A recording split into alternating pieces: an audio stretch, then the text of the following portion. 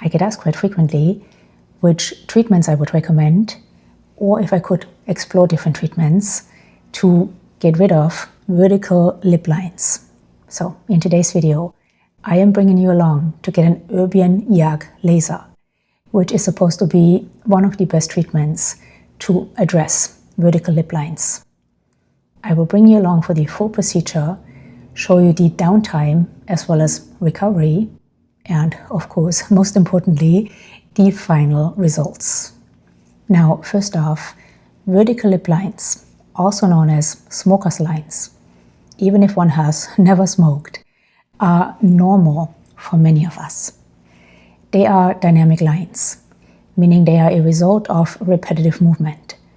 So unless we no longer talk, smile, kiss, and so on, which would be quite sad, we are going to develop some of these vertical lip lines. So erasing them or getting rid of them, in my opinion, is near to impossible. But there are certain treatments, such as an Erbium Yag Laser, which are said to help soften them. Secondly, I really don't want to waste much of my precious time worrying about every new line and wrinkle I develop as I'm aging. And I hope I never convey the message that you need to do so. While I might not like certain things changing, wrinkling and sagging, what I want to focus on for the most part is being grateful for being given the privilege to age. It is not something everyone is granted. So rather than dwelling on the changes I don't like, I want to focus on being the strongest and healthiest, physically, mentally, and emotionally version of myself I can be as I'm aging. But like probably everyone else on this planet, I'm also a bit vain. And I have noticed over the past year or so that my vertical lip lines have really edged in. So let's see if an Erbium Yag Laser can help soften them. But before we run off to my appointment, let's briefly take a look at what an Erbium Yag Laser actually is. An Erbium Yag Laser is a fractional ablative laser designed for laser resurfacing and skin rejuvenation. The ablative nature of the laser means that the outer layer of the skin is removed. But compared with other ablative lasers, such as a CO2 laser, with an Erbium Yag Laser, there is less downtime or recovery time. But we will talk more in depth about how an Erbium Yag Laser works and possibly compare it with other treatments. But right now I have to run to my appointment.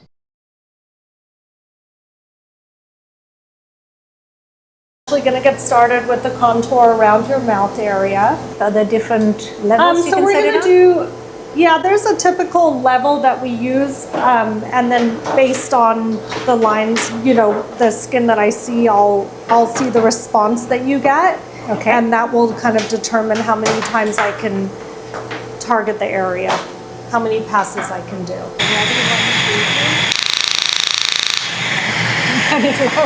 Yeah. Okay, so now you know how it feels, okay? Get started here. It's so darling. Possible.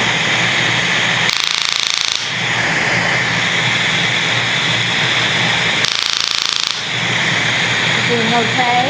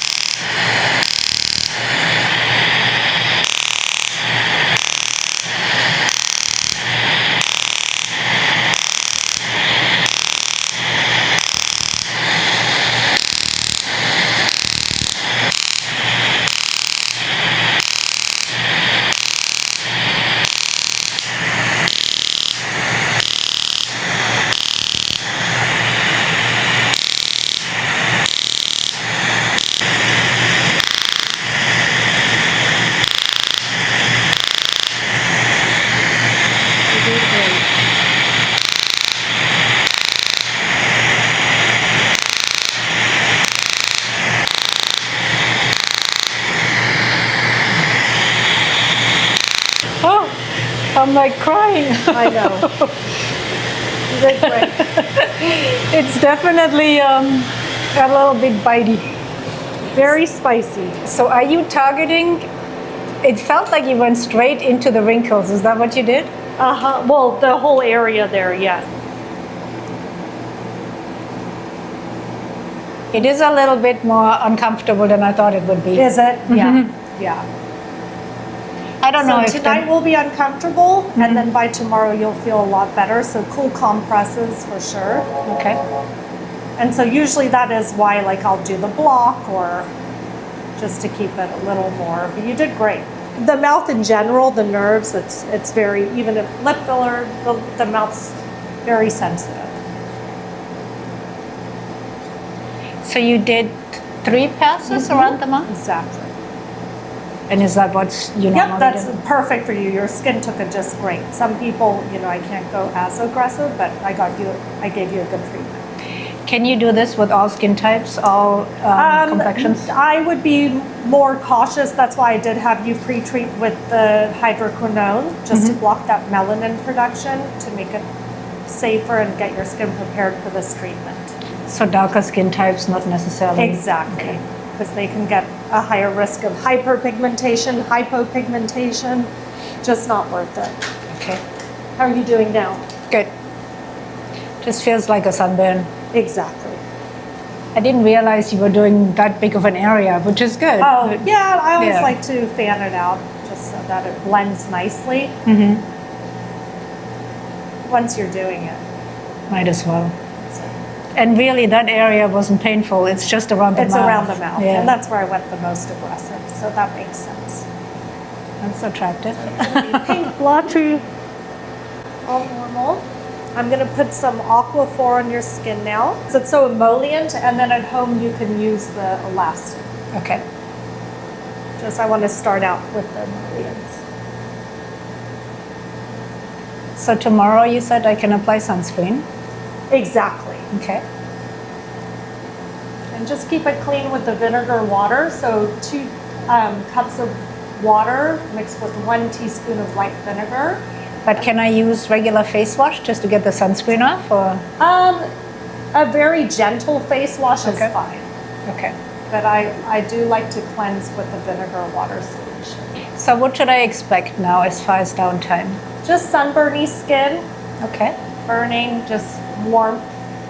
So just keep it moist and cool, really. And how long will I be looking like this for? So you're gonna look bad for the first 5, you know, it's gonna be blotchy, it's gonna get darker.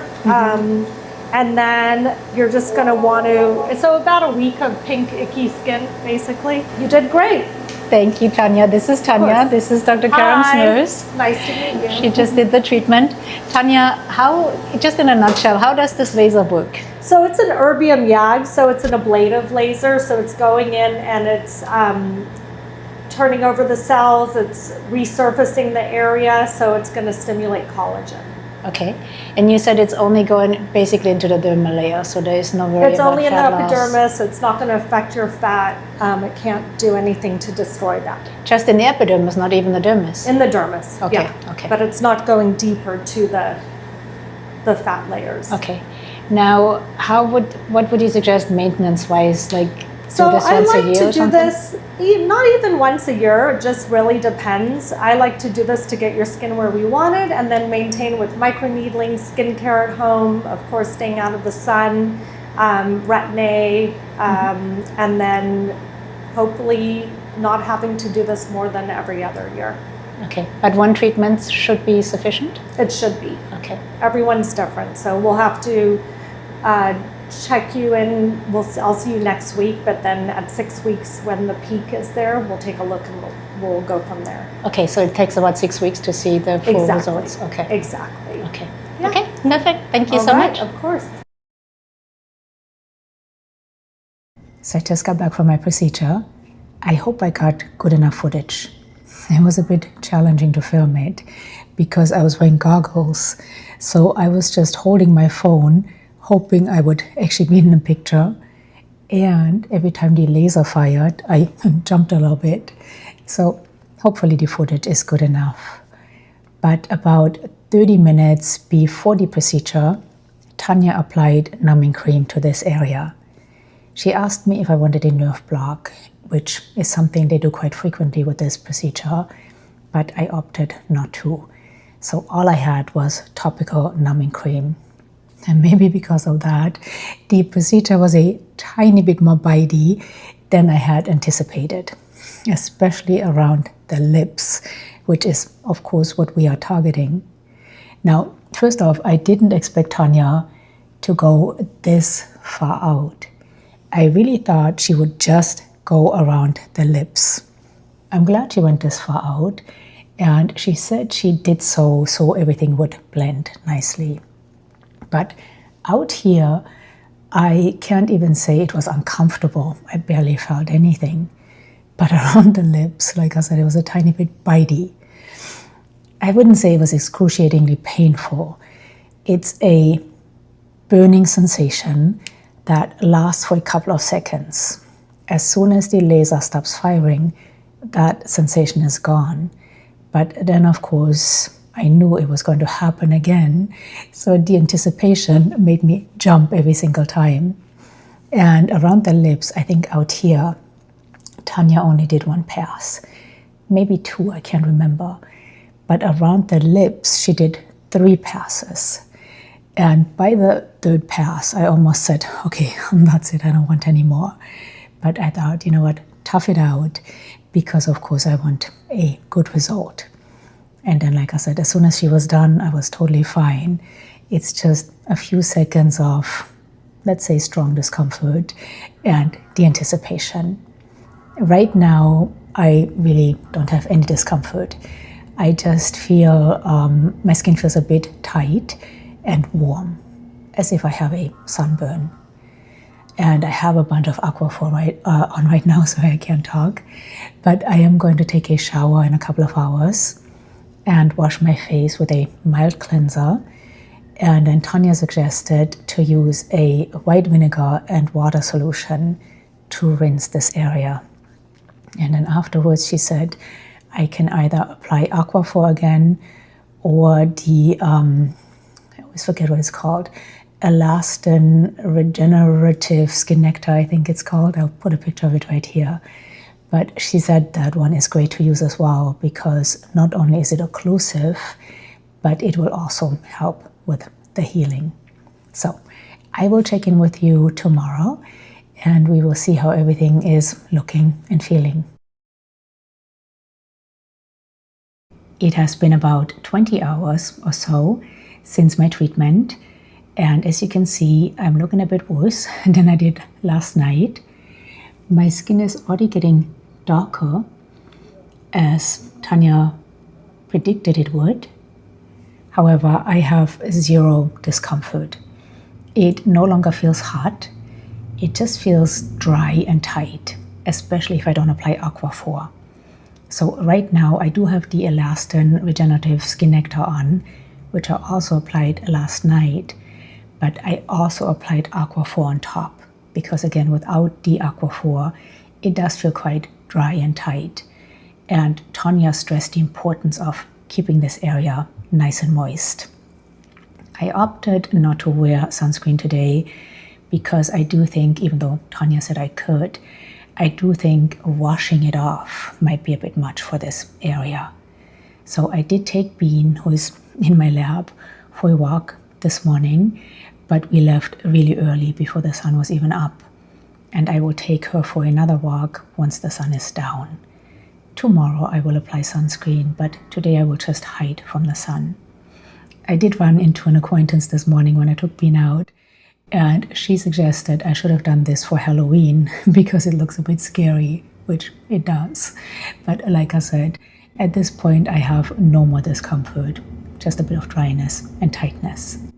So I will check in with you again tomorrow. It has been about 40 hours since my treatment, and as you can see, I look just as attractive as yesterday. But the good news is, it is starting to heal. For the first couple of days, there was quite a bit of oozing, which has stopped now, and now my skin is starting to itch, which we know can be a sign of the skin healing. It's just not looking very pretty. And honestly, I'm already tired of the downtime. This is more downtime than I had anticipated, but here we are. Now, as far as treating the area, I'm still doing the same thing. So this morning again, instead of applying sunscreen, I walked Bean before the sun was even up.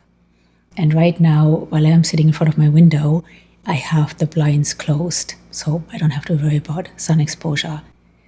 I'm still washing the area with the white vinegar and water solution, and then afterwards applying the elastin regenerative skin nectar and an Aquaphor. But last night I started an experiment on this side of my face.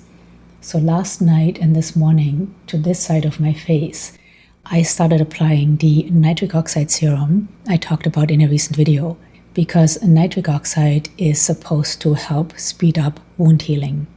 We will see if this side indeed heals faster than this side. I will check in with you again tomorrow.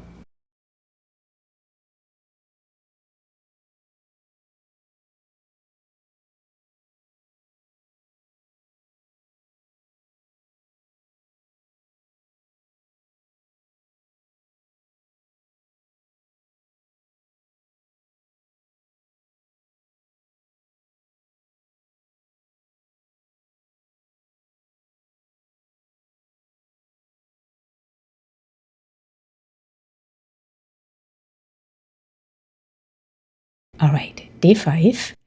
As you can see around my mouth, where Tonya did 3 passes, it's definitely still red. But the sides where she only did 1 pass are healing really nicely. And I do feel that this side, where I played around with the nitric oxide serum, healed just a tiny bit faster than this side. So this morning, after again using the water and vinegar solution, I applied the nitric oxide serum all over, hoping that it actually does speed up the healing process. And then after again, I used the elastin regenerative skin nectar and Aquaphor. And I have to say the Aquaphor really highlights the redness. Without Aquaphor, it doesn't look quite this bad. It looks kind of like after microneedling. But without Aquaphor, it's really dry still. So that's why I'm still slathering it on. But hopefully tomorrow I can go without it. I will check in with you again tomorrow.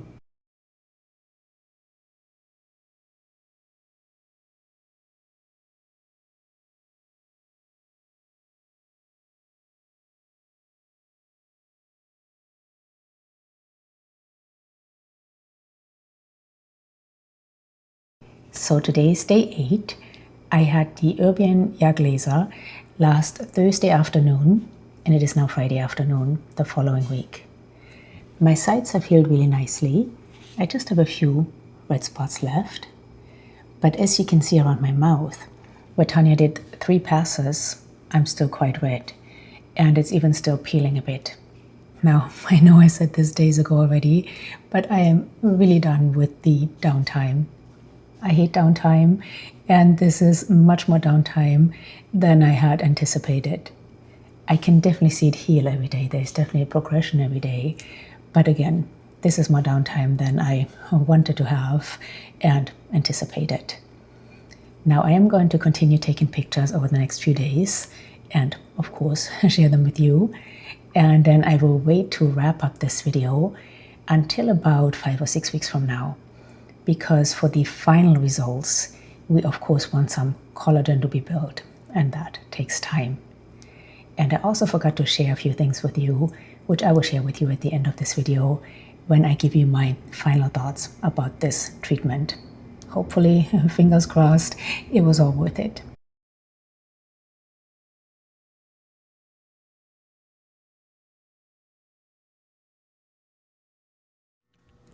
So today is exactly 6 weeks since I had the Erbium Yag Laser. In fact, I had my 6 weeks follow-up appointment with Tonya yesterday.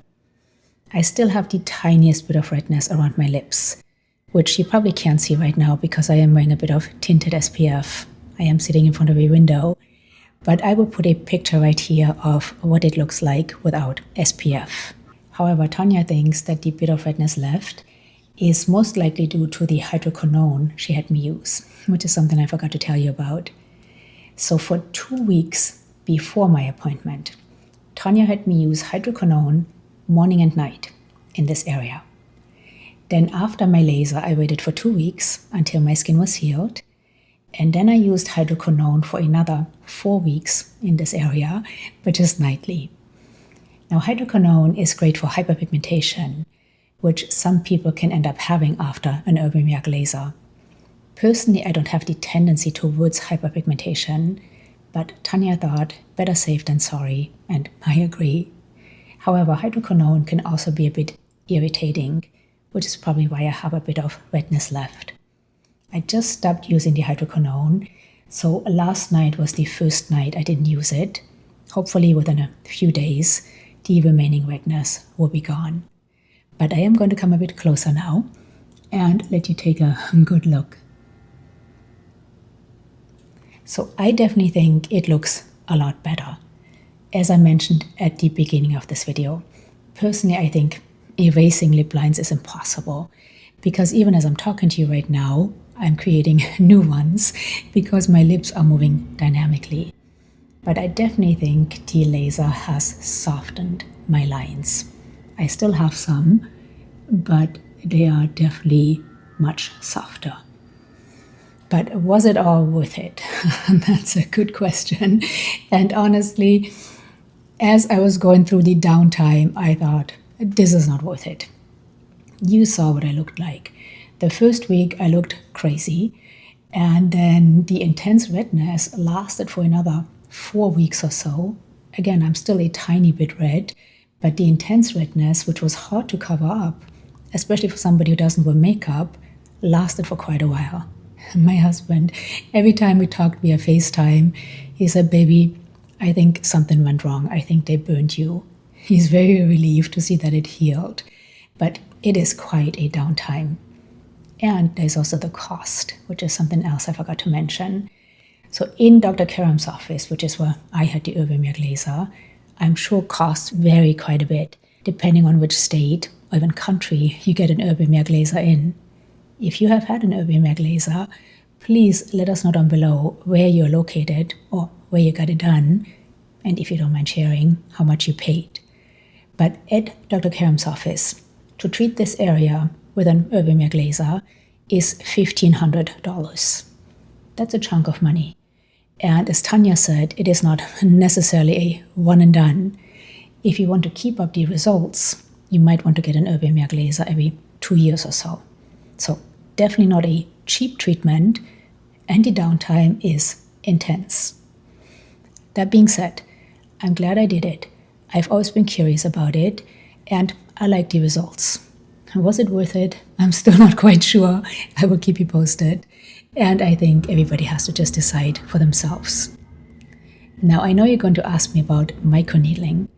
If you have been here for a little while, you know I'm a huge fan of microneedling.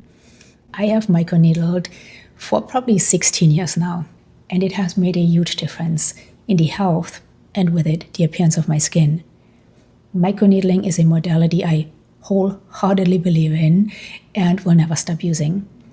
I definitely believe that regular microneedling sessions can make a huge difference as far as improving skin health and appearance.